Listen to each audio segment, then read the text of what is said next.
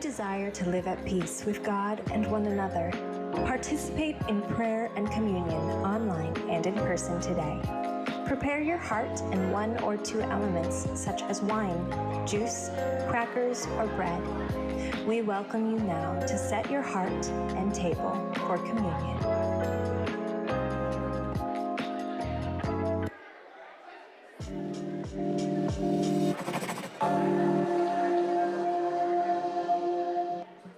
Peace, friends.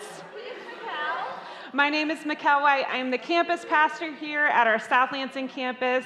Joining me, we've got a really great service this morning. Jen is my co-host this morning. Everybody say hi to Jen. Jen often leads worship. She does. Yeah, you do. Yeah. Yeah. But this morning we actually have a guest musician. Tanya Watt is in the house, and she will be leading our music this morning. And Mallory Wyckoff is here for a conversation. So we've got a great morning today. We typically start with a shout-out question. We do. But We've been doing silly jokes. What do you call a can opener that doesn't work? A can't opener. Oh, James knew. Yes. Well, I think I told him that joke earlier this week, so he knew it. He knew it. He likes to talk to me from the back. It's great. It's great. All right, would you stand with me as you're able, and let's sing together this morning. Good morning, everyone.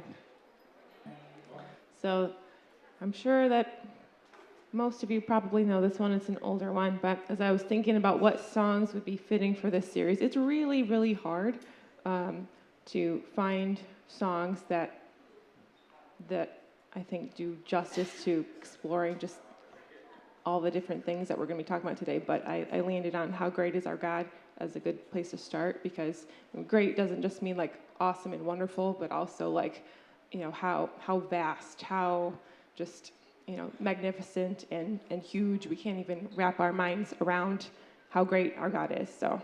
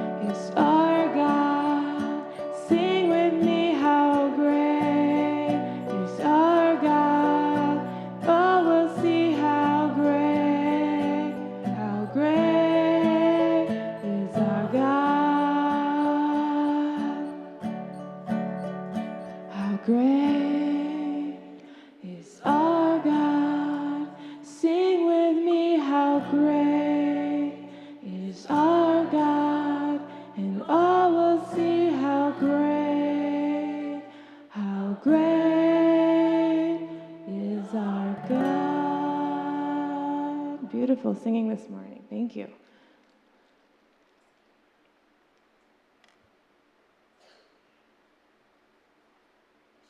Okay, so this next one is one that you probably know.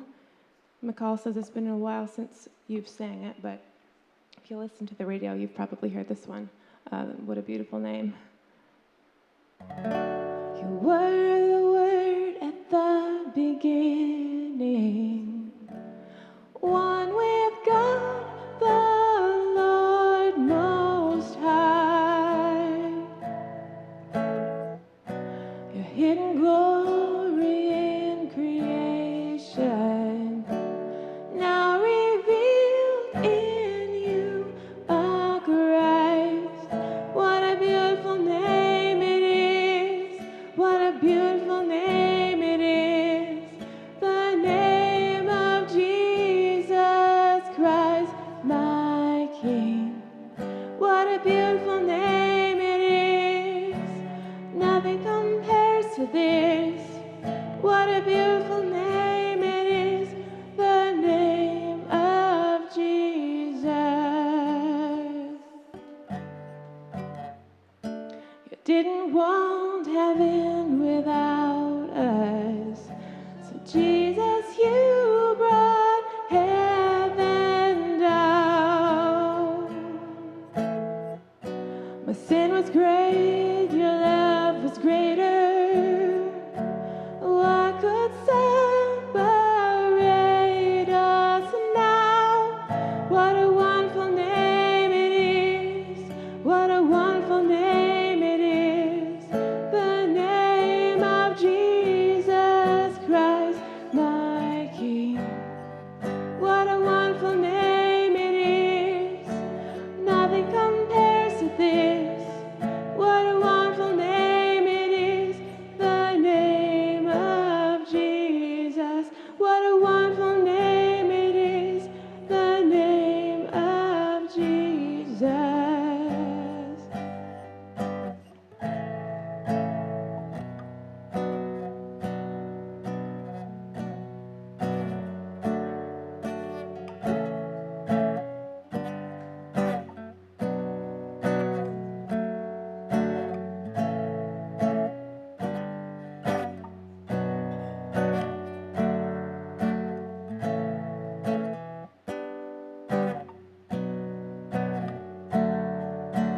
Death could not hold you.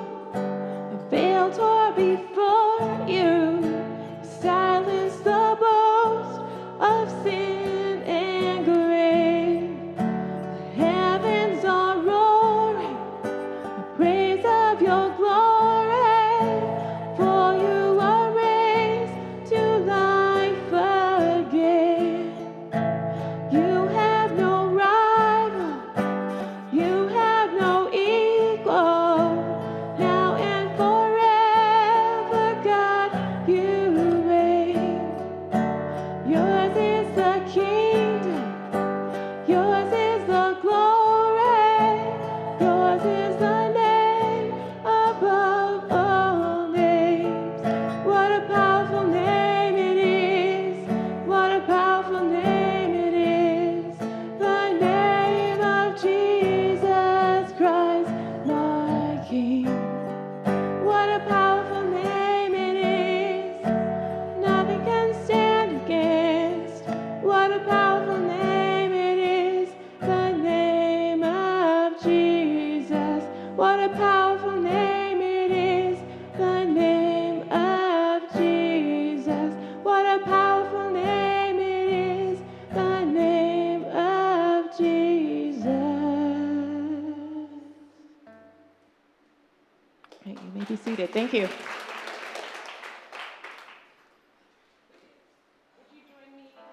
Praising God for Tanya and for those who lead us in music. Kids, you are dismissed for Kids Creek. We've got Tim in the back and some other folks. You guys get snacks and a story, and it's so lovely. Well, there are donuts in the cafe, so donuts. if you would like a snack, you can go get a donut, and it will be great. I like It will be great. Yeah. All right, so when people came in, they got this, right?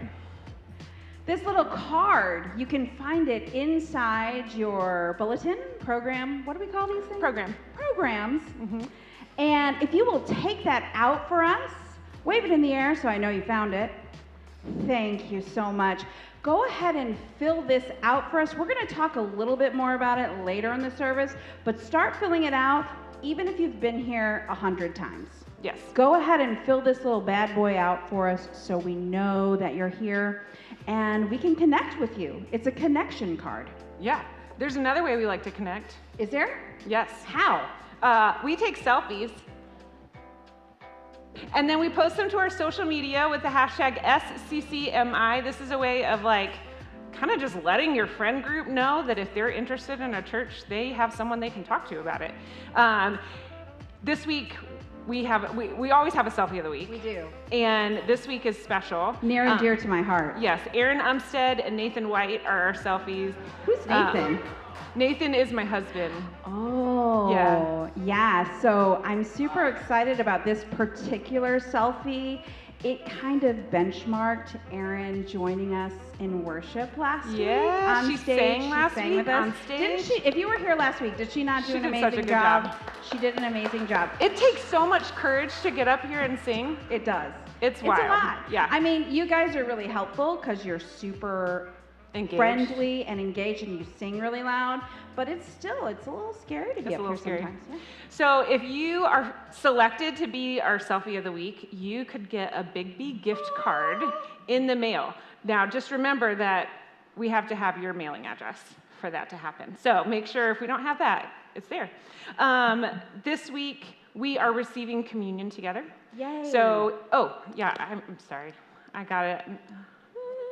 Yeah, we're receiving communion today, so if you're joining us online, take a minute to grab an element or two. It could be juice, it could be wine, it could be crackers, it could be bread, really kind of whatever you have on hand.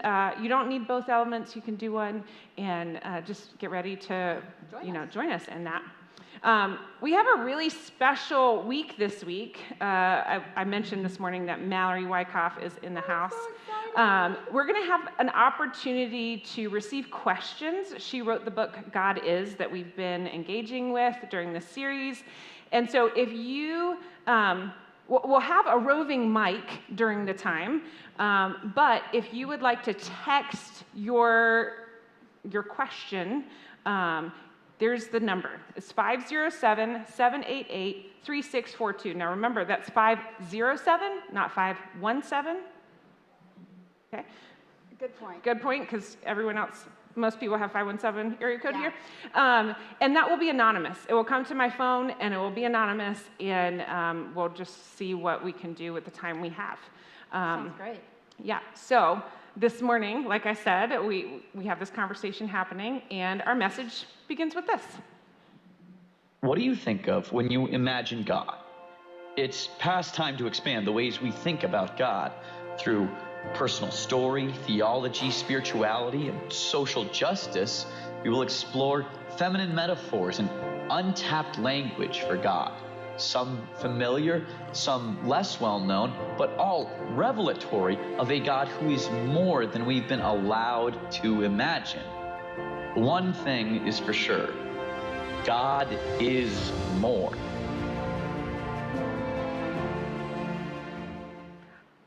I sort of want to cry every time I watch that beautiful roll-in video.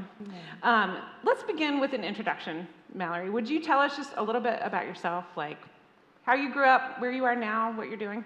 Sure. Hi, friends. It's an honor to get to be here with you this morning. Thank you for having me. My name is Mallory Wyckoff. I'm coming from sunny Clearwater, Florida. Thank you. You either retire or vacation there. I live there. So, and yeah, I'm mom to 2 girls, Olive and Ivy, wife to Tim. I do a number of different things. My primary work in this season is with a organization called Search for Common Ground. It's the world's largest peace-building organization. So doing peace-building work in 36 different countries. Wow. I'm a spiritual director. I train folks who want to become spiritual directors, host retreats, do some writing and teaching and speaking, and occasionally get to come and have conversations with fine folks like y'all. That's amazing. People can find you on Instagram at mallory.wyckoff, right? I think that's right. I think that's right. I'm a real boring follow.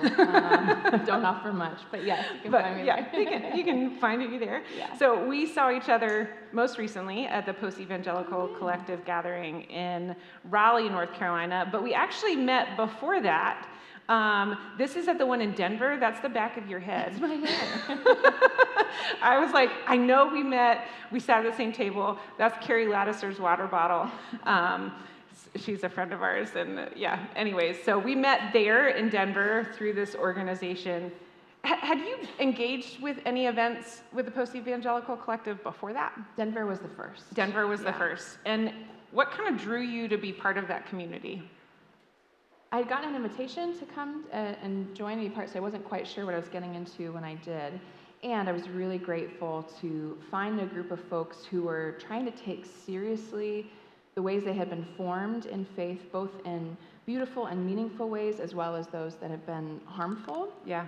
Whether they had experienced harm or had perpetuated harm in the name of faith and God. And I often think about, I've heard the phrase that the best critique of the bad is actually embodying and embracing the better. Yeah. And it takes a certain amount of energy to critique, which is necessary, and there's a lot more life that is beyond that if we can move towards it and begin to embody the better. And so a group like PEC, I think, is really trying to do that work, and I wanted to be part of that. That's awesome. Thanks. We're in week 3 of our 5-week series based on your book, God Is. We sold out of the book in the micro bookstore in the first week. We typically buy like 3 copies of a book that we're engaging. And so Mallory brought more copies today. So if you didn't get a chance to purchase a book from the bookstore, you can purchase one directly from her. And you agreed to sign some. So that's very kind of her to do that. So this is where we've been. We started with a conversation on God being more than we've been led to believe. Last week we had a message on God is Mother and Midwife, which is really powerful. This week we're doing our conversation. Next week, God is home, and don't forget, we'll be at Fenner Nature Center. All 3 campuses will be at Fenner. We will not be here in the building. Do not come here because we will not be here. So go to Fenner, and we're going to have this conversation, or this message, God is home, and then we'll wrap up with God is wisdom within. And so we've had a couple of weeks to begin thinking about this book and engaging this content. Can you tell us a little bit about like what led you to write this book? Like, how did you arrive in a place where you're like, this is the book that I want to write? The shortest way I can say it is that it's a little bit like pregnancy, where something is building and growing inside you, and then oftentimes it comes to the point where the thing has to get out of you. And it's actually more painful to keep it in than it would be to birth it into the world. And that was my experience with the book. A little bit of a longer answer is just to say I had spent a number of years really exploring and reflecting on my own experiences of staying small, largely out of a shame management system that I had developed from an early age, from early experiences of shame and some trauma, and began to try to take that seriously, what that had meant for me, how it had served me, and how it was no longer serving me. And I sensed this invitation to kind of be cracked open and to more, and to take seriously those internal constraining impulses. And I've always been deeply fascinated by the way that what happens at the internal level is also what happens externally. What happens at the individual level is also what happens at the larger level. And so finding these connections of these internal and external forces that have also sought to keep God small. And there's a number of reasons why, and I explore some of those in the book, but just to say, I think we'll talk about this a little bit more as we go on, but my sense is that what we think and believe to be true about God necessarily informs what we think to be true about everything and everyone else, ourselves included. Yeah. And the only way that I knew and know still to be able to continue to grow in the fullest, deepest, truest version of myself, which will continue to evolve as I go on, is to also take seriously my ever-growing and ever-expanding sense of God. I describe them in the book, and I'm from Florida, I'm a beach girl, so this is a fitting image, but it's like two waves that I could see sort of moving in this rhythmic dance. It was like I couldn't attend to what was happening within me and my own sense of expanding self without also seeing the way that my understanding of the divine was also expanding and growing and changing. And again, taking seriously the internal and external forces and impulses and structures and systems that impinged on my own expression of self, and that have also, I think, impinged on the ways that we have been allowed to think about God and thus ourselves. Yeah, thank you.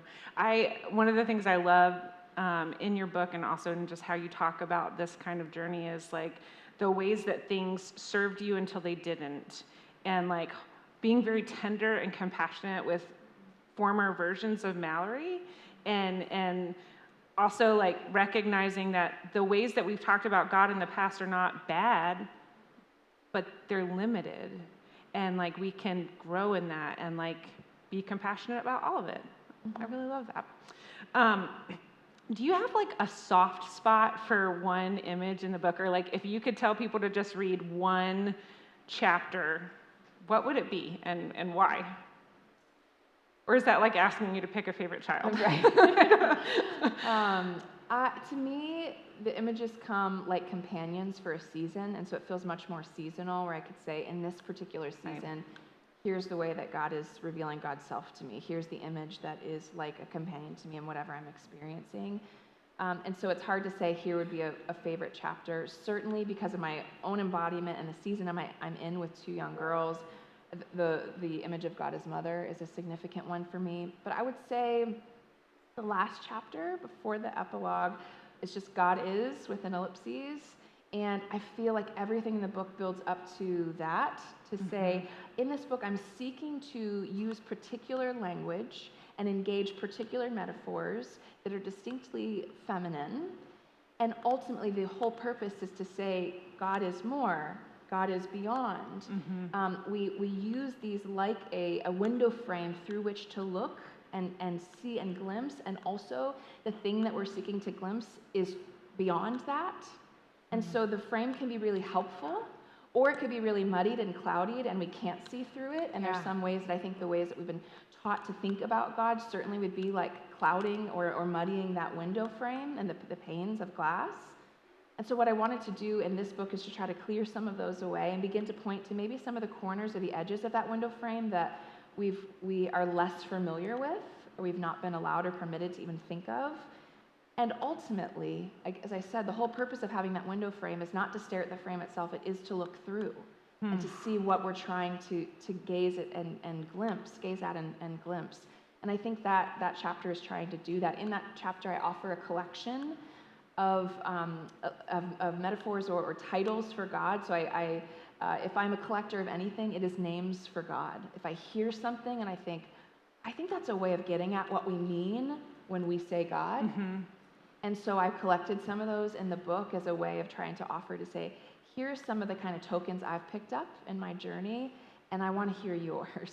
Hear how you're discovering and naming the divine. Yeah, I love that. So, like, one of the things that we do here at Sycamore Creek is that we'll pause throughout our message just to give you a chance to, like, number one, reset your attention span. And number two, like, begin to think about what we're talking about and process it for yourself. So for our first question, where do you resonate with this idea of God being more, of God being something we glimpse through the window pane, and how we frame it informs how we see God, but that God is more? Like, where do you resonate with this idea, and where are you sensing some resistance? Where are you like, oh, I don't know about that? Because it helps us just to be aware and just to name what we're experiencing. So we're going to take like 90 seconds. Turn to someone who's around you. If you're joining us online, you can put this in the chat. Take a minute and talk about it.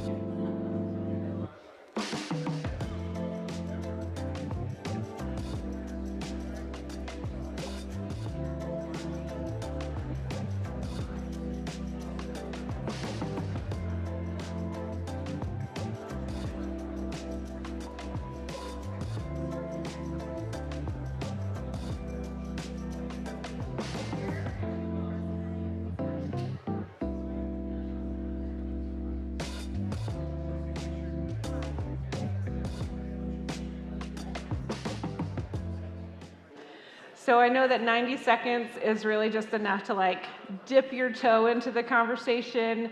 I hope that you continue this conversation over lunch or wherever you go throughout the day. Really in the next few weeks, like as we continue to explore this book. I think it's an ongoing conversation. So Mallory, you mentioned you're a spiritual director, and I wonder if you could just explain what that is. Like, some people have never heard of this or haven't ever engaged with that. Like, what does that mean? Yeah, so spiritual direction is an ancient practice of coming alongside another person in their exploration and experience of God, of the divine, of spirit. So I really seek to serve as kind of another set of eyes and ears to pay attention with somebody as they're wanting to pay better attention and be more awake to and aware of ways that spirit might be moving within them or around them or through them. And so we often meet one-to-one monthly, and it's a beautiful, sacred space. And as I mentioned in the book, it's a space in which we will often talk about images for God. One of the questions I might ask for folks, if they're naming something that they're holding to be true in a given moment, I might question, what's the image of God behind that? So if what they're saying was true, whatever they were holding to, in belief, what would that say to be true about God? And is that an image of God that you actually want to hold on to? Is it life-giving? Is it beautiful? Does it resonate with what you've already known to be true of God or that you've learned about in this tradition? Or is it one that's actually pulls from a different energy, and we want to pay attention to that? And so it's certainly not the only work that we engage in direction, but we do engage images quite often. Yeah, I can imagine that for many of us, even if we've been doing some of this work for a while, we're trying not to use like always he, him pronouns for God or whatever, still when we close our eyes and just imagine who God is, it's an old white guy that comes to mind. And so I feel like what you're describing there of like, who is the God behind what we're talking about, helps us to recognize that sometimes that's the image that we have behind what we're doing, and it can be really powerful to just observe that. Do you have a story of a time in spiritual directing where like you discovered a new name or image or metaphor for God that was helpful? I think part of my work, whether I'm in a formal direction session or just engaging with folks even more informally, I really want to pay attention to the ways that they name God, even if that is not necessarily their explicit intent. So for instance, they might say something like, and this would be resonant with biblical themes, but I just felt an overwhelming sense of peace in that moment. I think this is a way of describing the divine and the divine's movement in our life. Or they might be describing a really difficult season they were in, but there was always this sense of light that they could hold on to, that they felt present with them. Now, even if they're not a person who identifies with the faith tradition, they're not familiar with language of the Christian tradition, my sense is this is a way of getting at what any of us would say, whether we are formed in a particular tradition or not.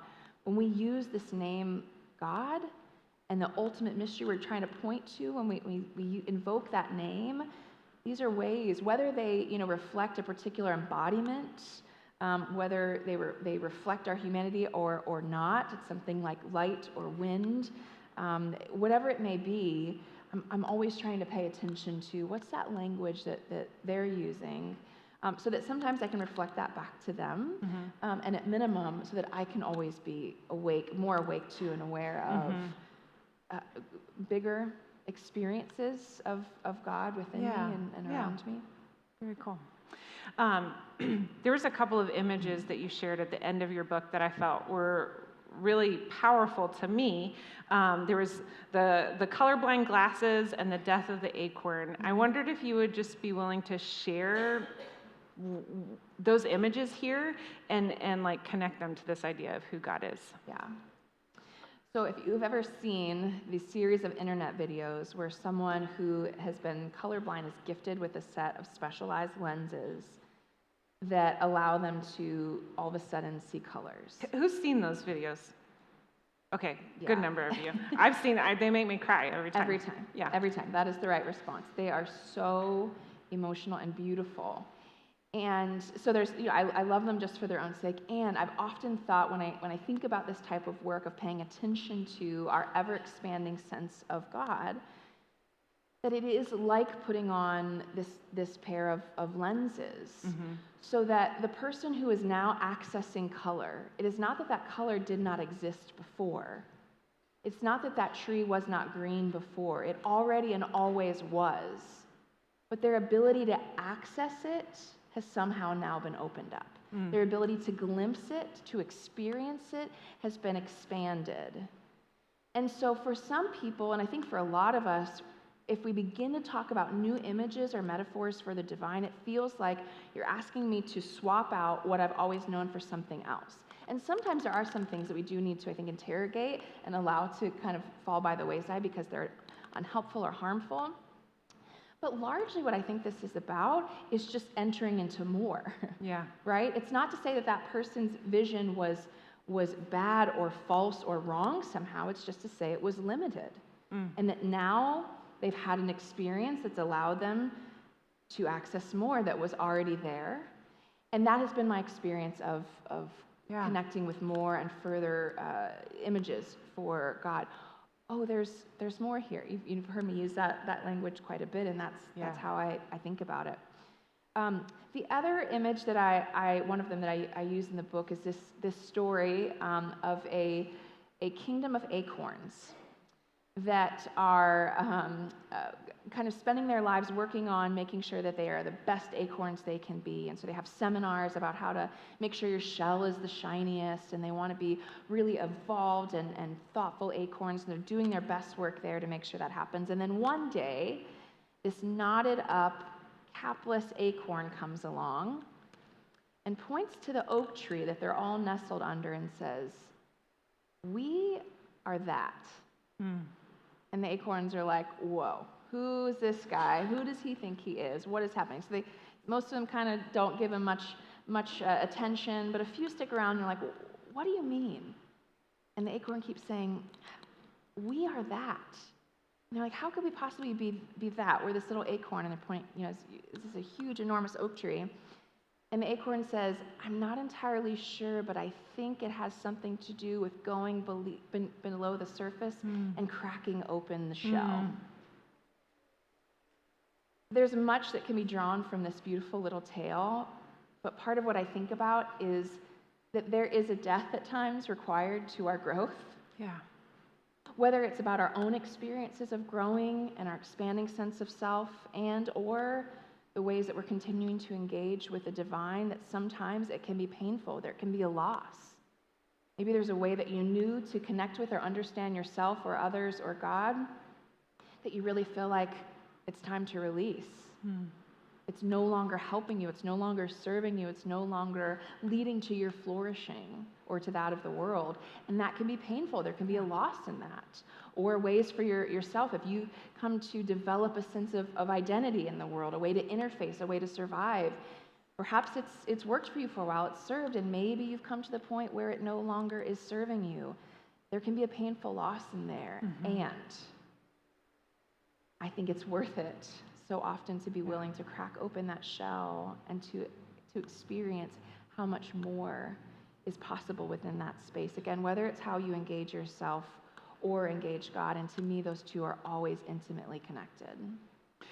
It reminds me of one of my kids is in therapy, and I was talking to their therapist and talking about, like, sometimes this child will demand or expect help from me in something that I know that they can do.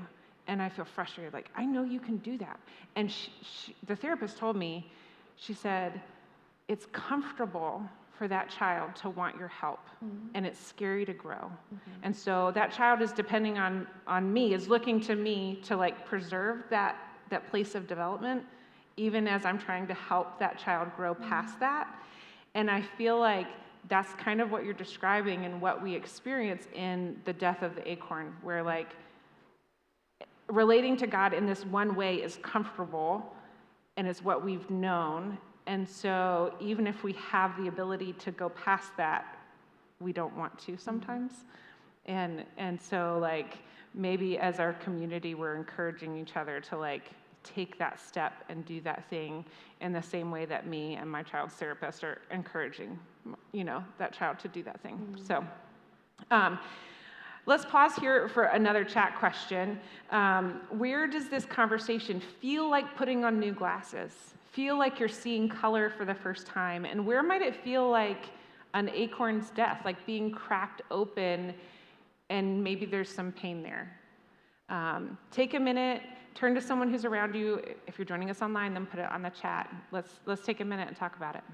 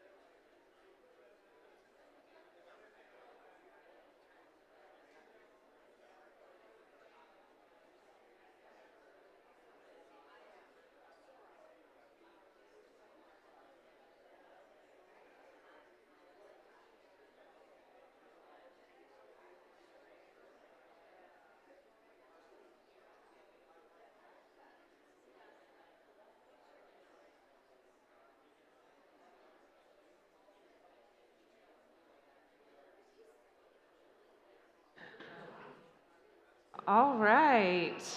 Again, this is just the beginning of the conversation. We're going to move into a time of some of these live questions. I've already gotten some coming in through our text app. I'm going to start with these, and then depending on how we're looking at time, I'm going to ask Jen, who has a microphone, to go around and get live questions. We do want to make sure that all questions are going into the microphone.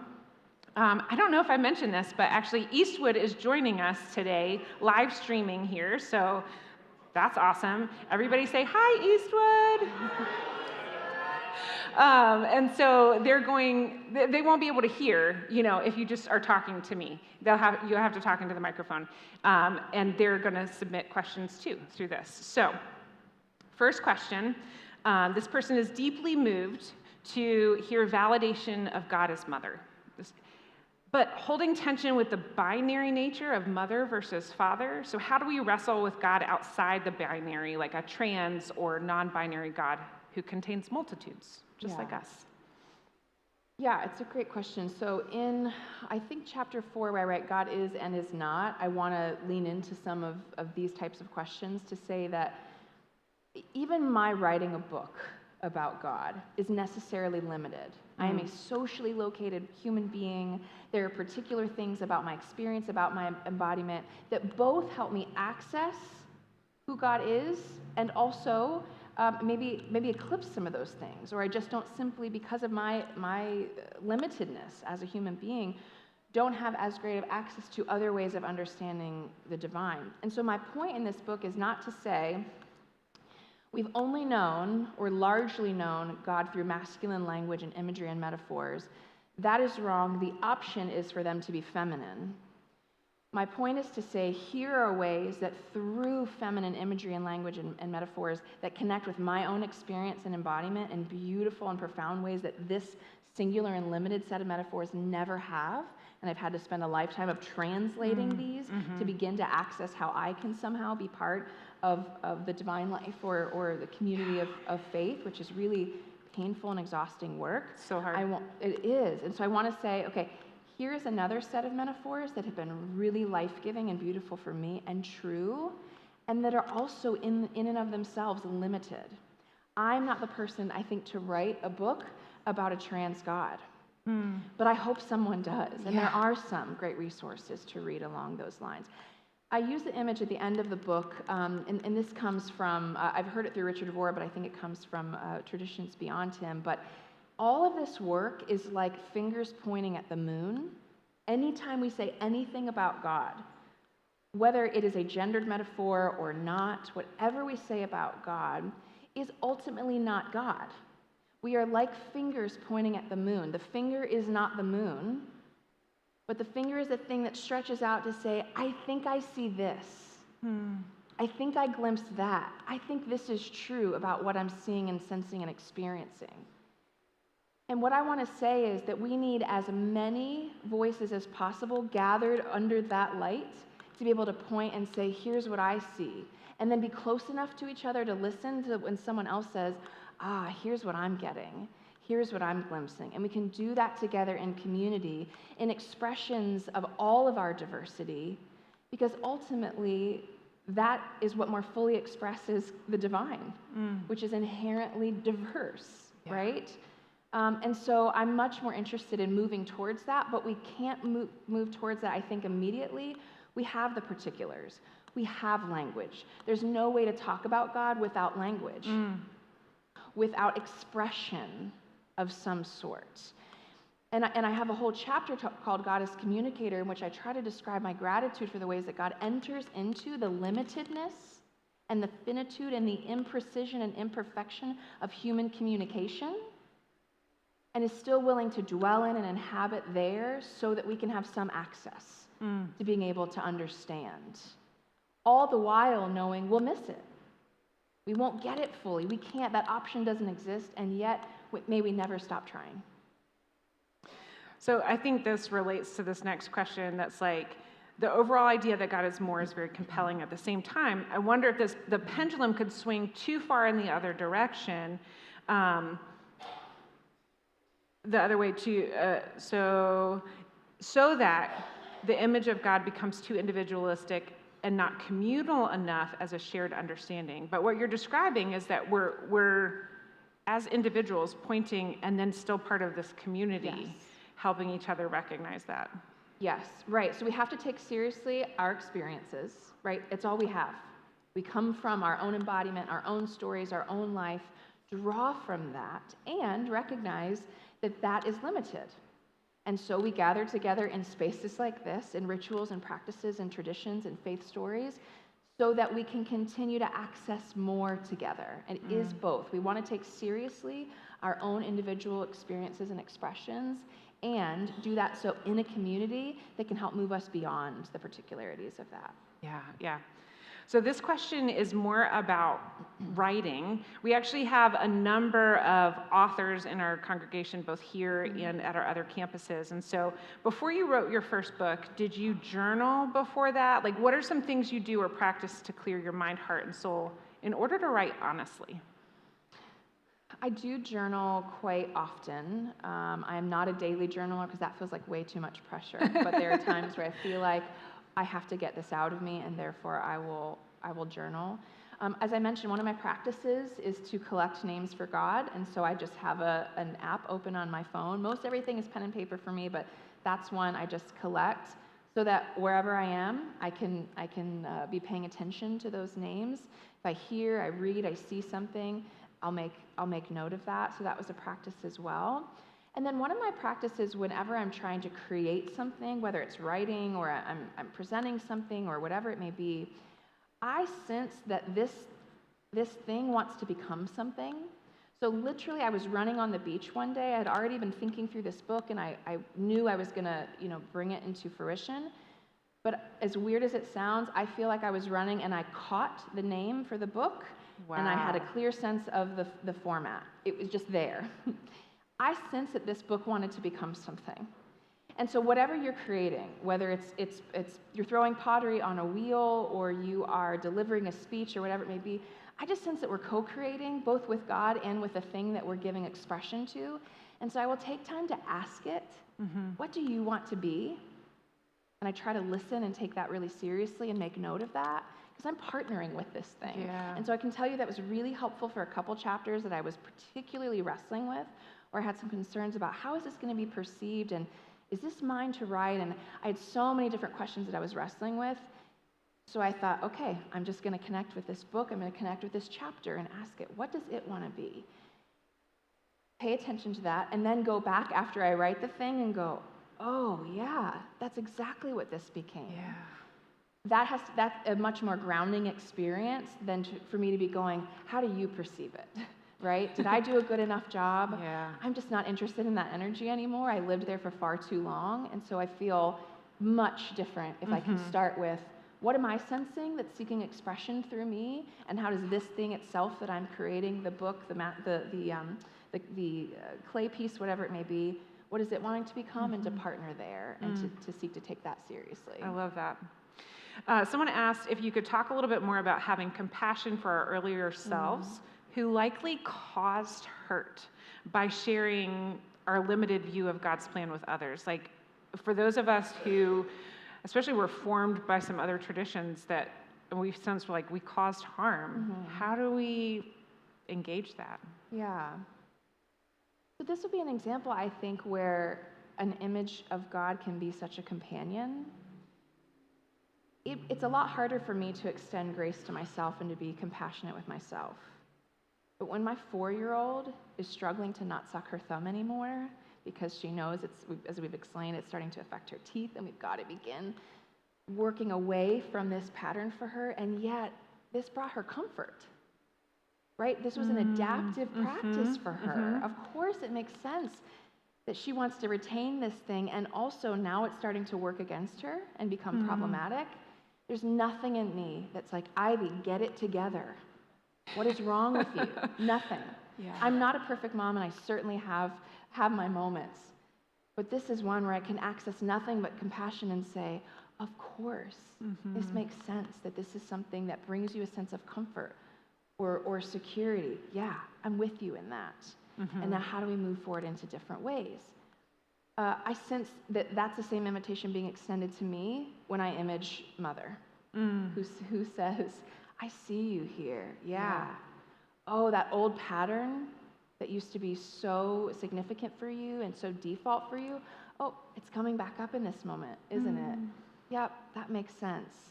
But that anxiety that you sense right now, it's not for me. Let's move forward in a different way. She's a lot nicer to me than I am to myself. So I both find places in my own lived experience where I can go, I know what that's like. I can access it. It's already there. I don't have to manufacture that for my daughter. It's there. And I'm both like an agent of that compassion, right, for her, and a recipient of it. And so this is again where it comes to taking seriously our experience of the divine and different images that might meet us in a given moment, and then also how we're experiencing just life. Yeah. I love that, because I think so many of us have been taught that coping is bad. Yeah. That coping mechanisms are inherently bad. I don't know if you've heard this, but I've heard this, like, if you're using this thing to check out or to dissociate, it's bad. But it was adaptive at some point in our lives. It helped us survive things. It helped us to get to the other side of things, and just like sucking our thumbs. And like, there comes a point where it's no longer adaptive, it's no longer serving us well, and yet we don't have to shame ourselves for that. Right. Like, we don't have to look back and say, I really screwed that up, I really effed that up, or, whatever, however you talk to yourself, like, you don't have to do that, and we can access that compassion of God as Mother. Like, yeah. I think, yeah. Which I'll just say is also the only way I know how to do that with and for other people is to be able to extend that to myself. So I know the absolute correlation between my ability and capacity to look back at all the past Mallorys in general, and also her understanding and expression of faith, and go, yeah, that was true for you. That's what was true for you then. And it's no longer true now. And so I can honor some of those things for myself and the ways they serve me, and also release some of those things. But the only way I can be freed up to do that with and for others, and to hold that kind of compassion and graciousness for others, is to have loved all of the prior versions of myself. Yeah. So that I can be much more able, imperfectly, yes, and much more able to be freed up to love whatever version of them is in front of me in that moment. Yeah. So I've mentioned to you that we're a United Methodist Church, but many of us did not grow up in the United Methodist Church. I grew up Christian Missionary Alliance. I don't know if that means anything to you, but someone asked what your denominational background is, and how did that inform your journey of who God is? Like, how did that play into where you're at now? So the phrase that I often use to describe this is that I feel like I've been denominationally promiscuous in that I have been formed in a number of different traditions, sometimes by choice and sometimes just in growing up. So born and baptized into a Church of the Brethren that comes from the Anabaptist tradition. Spent most of my formative years in what was effectively a Southern Baptist church. Went for undergrad to a Church of God university. I did most of my or all of my graduate work rather at a Church of Christ university of all places, and on and on. And the gift of that for me is that I think at a really early age, it sort of disillusioned me from the notion that any one group has it, right? I wouldn't have been able to articulate that to myself or anyone else at age 10, but growing up, I'm able to reflect back on, here's what was really beautiful about that community. Here are the ways that that particular tradition was able to help me access God and truth and beauty and love. And also, here are the ways that they kind of eclipsed it. That has been true for me in any tradition that I've been part of, in any space I've been, in any community. I don't know another option. I don't think we can move beyond that option or that we have to. But what it does is just kind of generate, I think, a sense of humility, as well as with a boldness. So I try to hold these things together. I want to be bold enough to say, here's what I think is true and real, and name that. And also always hold that with humility to say, and I could be totally missing it. I could be getting it wrong. And next week I might say this differently. I don't want to elevate one or the other. I want to hold those together always. Someone sent in a question, having been to Nicaragua and interacting with indigenous people in Nicaragua who saw Bible verses from a very different perspective, like cultural lens, asking if you have another biblical example of where there's just different interpretations, or maybe we don't get it right, or like where you've had a new understanding of a passage.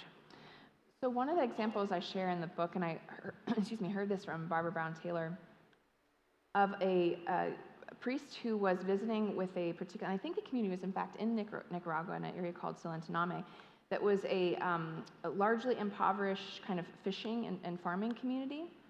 He was reading biblical texts, and he was reading the parable of the talents, where you have the master who gives a certain number of money to the servants or the slaves, depending how you read it, and says, hey, do something with this, I'm going to come back.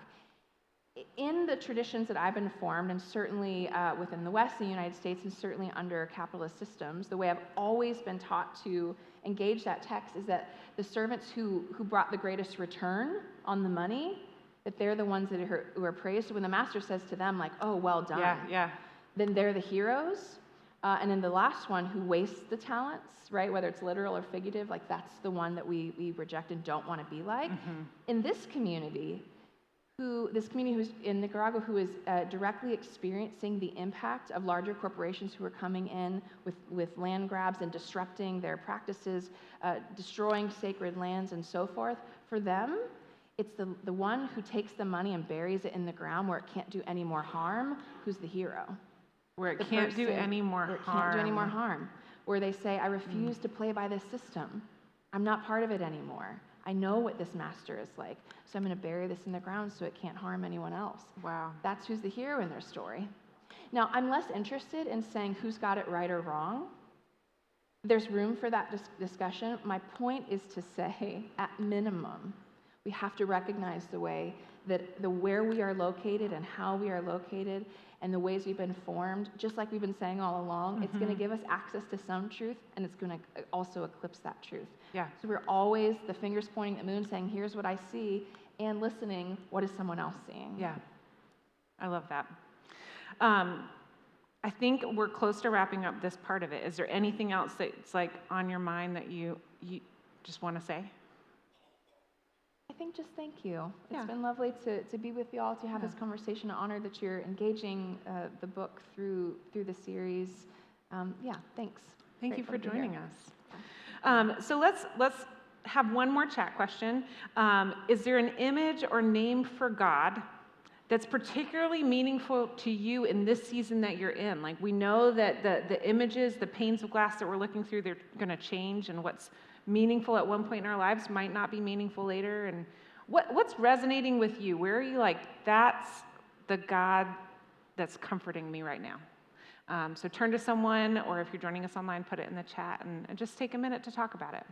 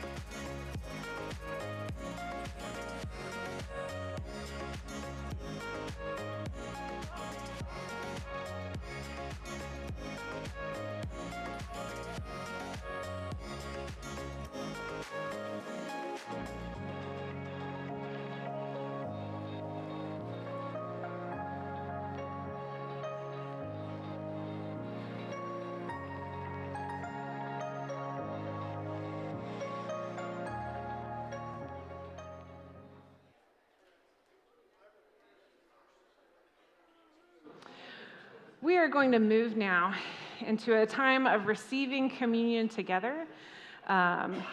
Eastwood has been joining us for this time, and they're going to now go and do their own thing as they do receive communion together. So thanks, Eastwood, for joining us.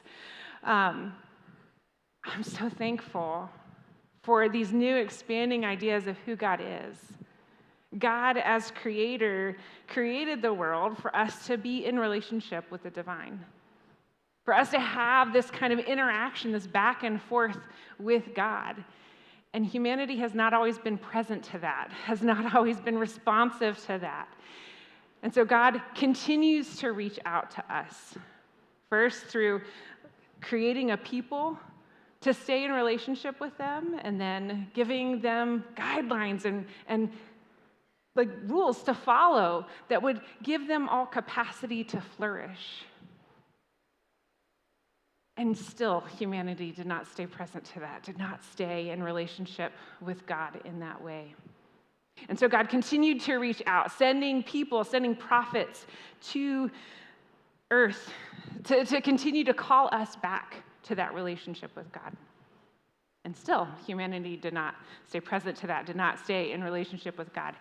And so then God came to earth as Jesus and showed us how to live in this new and beautiful way, embodying this way of being, not just critiquing the old way, but embodying a new way of being. And then on the night before Jesus gave himself for us, he took the bread and he gave thanks to God. He gave thanks to you, God, and he said, "This is my body, which is given for you. Do this in remembrance of me." And then Jesus took the cup and he gave thanks to you, God. And he said, "This is my blood, which is poured out for you. Do this in remembrance of me."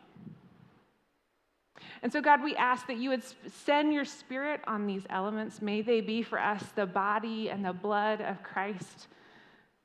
May we receive them in a way that helps us to engage you in new ways and to see you in a new light. As we receive communion together, I'm going to ask our volunteers to come up and stand on either side of this stage. We have some hand sanitizer as well at each side, so you can go ahead and get that. That's always helpful. You do not have to be a part of our church, a member or a partner of our church in order to receive. We just ask that you have a desire to live at peace with God and at peace with each other.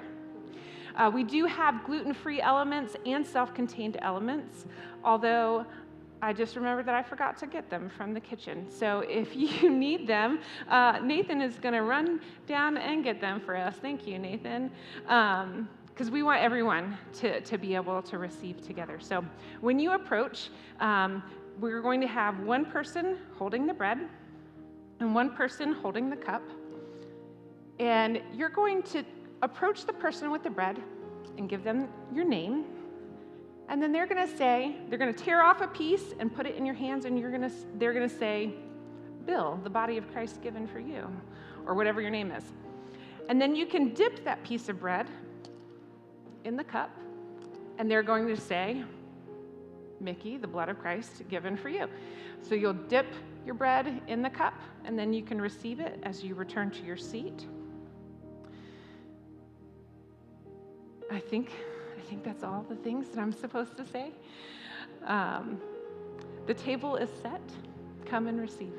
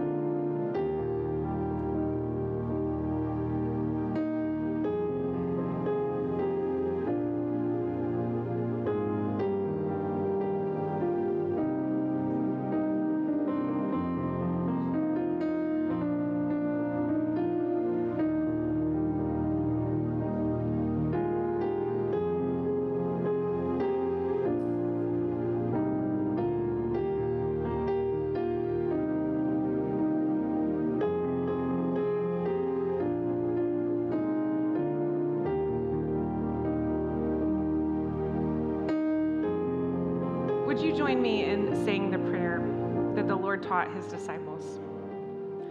Our Father, who art in heaven, hallowed be thy name. Thy kingdom come, thy will be done, on earth as it is in heaven. Give us this day our daily bread, and forgive us our trespasses as we forgive those who trespass against us. And lead us not into temptation, but deliver us from evil.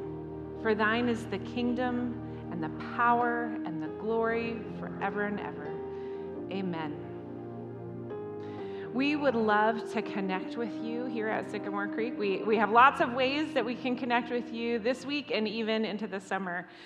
So we have a video of some of those ways for you. It's time to connect with your connection card at sycamorecreekchurch.org/connect or in the blue buckets by your seat. Leave us your name and email to connect more fully and further with what's happening at Sycamore Creek. Flip it over and take a next step, like joining Pastor Mikkel at Arts Pub this Wednesday at 7 p.m. That's Wednesday, May 22nd at Arts Pub at 7 p.m. to meet for good conversation, good snacks, and a drink on the pastor for first-time guests. You need a small group this summer. Connect with your small group at sycamorecreekchurch.org/small groups. Groups any day of the week and all of the summer events. Stay up to date at sycamorecreekchurch.org/small groups. And join us for Memorial Sunday worship. Sunday, May 26th at 10:30 a.m. at Fenner Nature Center at the Davis Nature Pavilion for a multi-campus worship event. Bring your own lunch and spend time with the community. Join us on Sunday, June 2nd to recognize graduates in our community and present upcoming third graders with their very own Bibles for Graduation Sunday. And stick around after worship on Sunday, June 9th at 12 p.m. for a pizza town hall. Stay in the know with us on Sunday, June 9th. Thank you for your giving that makes everything here possible at Sycamore Creek. You can continue to give online through the app, through mail, or in the blue buckets by your seat. Let's take it back to the worship space and see what your giving has made possible this week. All right. That was awesome. Would you all just join me in thanking God for Mallory joining us today? Thank you so much. All right. So it's time for part 2 Part 2 of the connection card.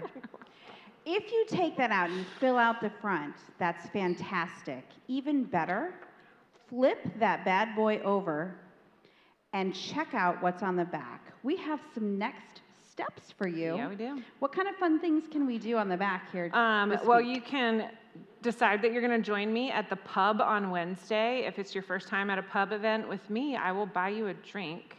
We're going to be at Arts Pub, which is amazing. Yeah, good pizza at Arts Pub. At least there was like 10 years ago. The breakfast pizza is fantastic, so you can always get that to go and eat it the next morning. Awesome. Ooh, and next week we're having our service at Fenner Nature, and after we're gonna all have lunch together. So how fun will that be? That will be so fun. And if that's a barrier for anybody to pack a lunch, we're gonna have like a box of Uncrustables and some chips. So there will be food for people. So, and if you wake up in the morning and you're like, oh darn, I didn't pack anything, I didn't plan anything, like come and join us. And if you're like gourmet chef, maybe pack an extra lunch just in case. That's a good idea. I like that. Yeah. And then we've got, small groups. So groups and events. And if you just write the number of the one that you're interested in, then the small group leader will follow up with you. You're not committing to be on this, but this is just one of our next steps. And also, we put this in the program every week. Every week. So that you have it to look through. But if you're like, oh my gosh, I don't need another thing, just stick it on the back and we'll reuse it next week. Yeah. So don't sweat that. Yeah, lots of fun things to do this summer. Lots of fun things. With your friends here at Sycamore Creek? We also, so connection cards can go in those blue buckets at the end of your row. And if you brought any giving this morning, it can also go in that blue bucket. Handy little things, those blue buckets. They're very handy. Or you can scan this QR code or go online. However you choose to give, we're really thankful. This week we're celebrating filming with Randy. So I took this selfie this week. He's amazing. He's so great. He puts together our roll-in videos. He films us ahead of time so that if you're joining us online, you can see like there's pre-recorded messages and like there's all kinds of stuff that Randy does. He's going to be with us at Waldemar this summer in July to live stream the services from Waldemar. Awesome. So we're really, really thankful for having him as a resource, as someone who can support us. It really helps like lots of people engage in what we're doing here because of him. It's all about video these days. It's all about video these days. It is. Yeah. So we have a couple more songs, and I'm just going to pull the curtain back a little bit and let you know that our tech has been a little dicey today. So we're going to go with the flow and join in spirit, if not in word. Now, one more shout-out question. Next week we have all-campus worship. What is your favorite part of all-campus worship? Shout it out. Seeing everybody. I think that's make new friends. Yeah, that's the answer. That's it. You get to see lots of people and be in a new space, which is Good fun. time. All right, would you stand as you're able and let's sing together.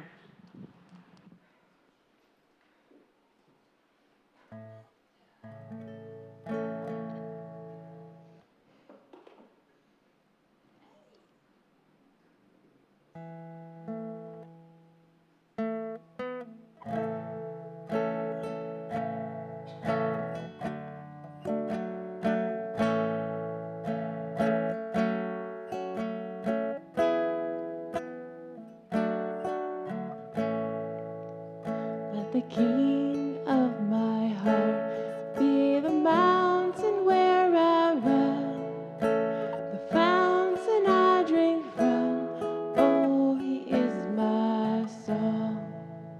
Let the king of my heart be the shadow where I hide, the ransom for my life. Oh, he is my song. You are good.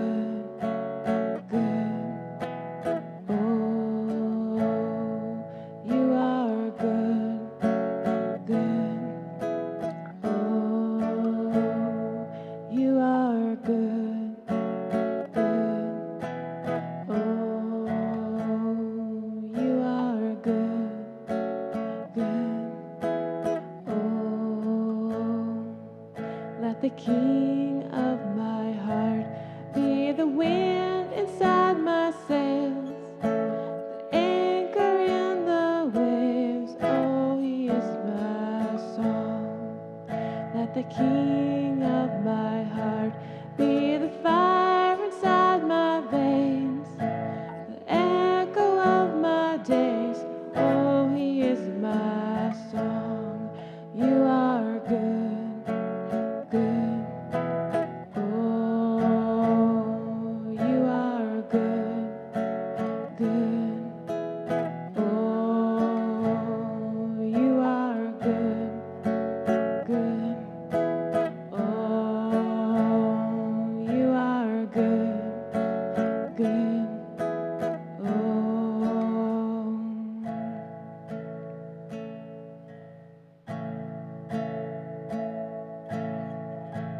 You're never gonna let me down. You're never gonna let me down. You're never gonna let me down. You're never gonna let me down. You're never gonna let me down. You're never gonna let me down. You're never gonna let me down. You're never gonna let me down. You are good, good. Oh, you are good, good. Oh, you are good, good. Oh, you are good, good. Oh.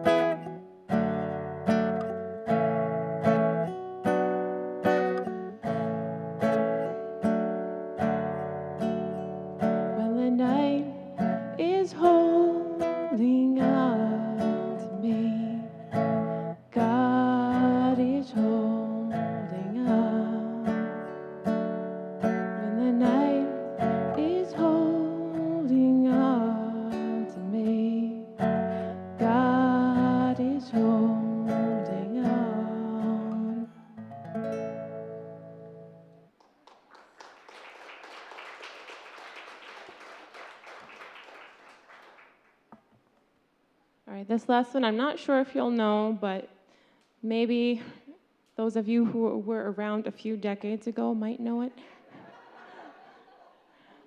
This one's one that I'm borrowing from my husband's church, and my daughter Savannah's been trying to remember the words to lately, so this is called Pass It On.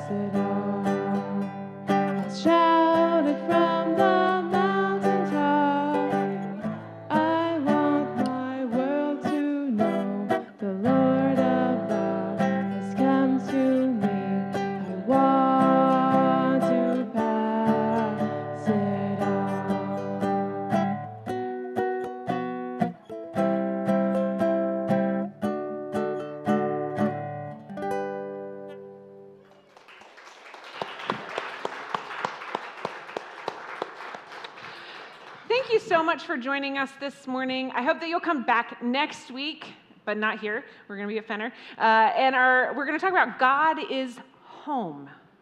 God is home. I really love this message. I love this chapter. I hope that you will come and join us. If you can't make it, you can always watch online because it is going to be online. And until next week, be curious, be creative, and be compassionate. Go in peace. And also, don't forget that you can purchase a book and get it signed from Mallory in the back. Have a great week, everybody.